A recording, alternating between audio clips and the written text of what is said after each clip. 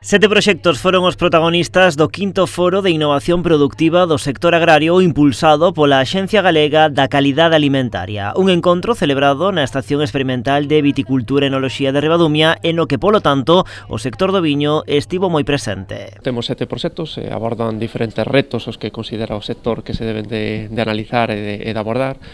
Fan referencias desde cultivos sostibles, os sistemas de rega, diferentes líneas de investigación por procesos oxidativos de elaboracións dos viños. Temáticas de distintos eidos, pero que teñen como nexo común a importancia da investigación e a innovación. Outro elemento que comparten os 7 proxectos presentados vai na liña de adaptar o sector aos desafíos que supón o cambio climático. O cambio climático e a sostenibilidade son dos retos que, entre outros, pero son dos retos que están hoxe en día no sector. Entonces, bueno, o poder de convocatoria que tuvo esta reunión, así como as temáticas que están abordando os diferentes investigadores, pues amosan ese interés e esa preocupación por abordar esos retos que teñen enriba da mesa. Nesa liña salienta un dos proxectos con base no Salnés e coa implicación da adega Martín Kodax. O estudo chamase Regavide, céntrase nas posibles necesidades hídricas dos viñedos no futuro. No es muy típico de Galicia, pero bueno, ver cómo se comporta con el cambio climático, el estrés que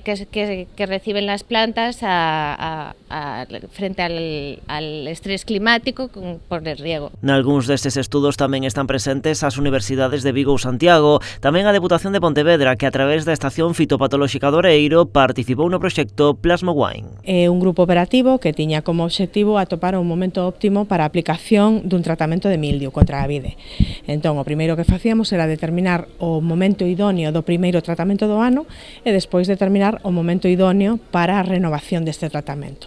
Para facer isto tiñamos en conta o modelo de risco de mildio que ten en conta variables meteorolóxicas e fenolóxicas e tamén a presencia do fitopatóxeno no ambiente polo reconto das esporas de mildio con captadores de esporas. O foro rematou cunha visita ás instalacións e predios da Estación Experimental de Viticultura e Enoloxía de Ribadumia da man dos seus responsables.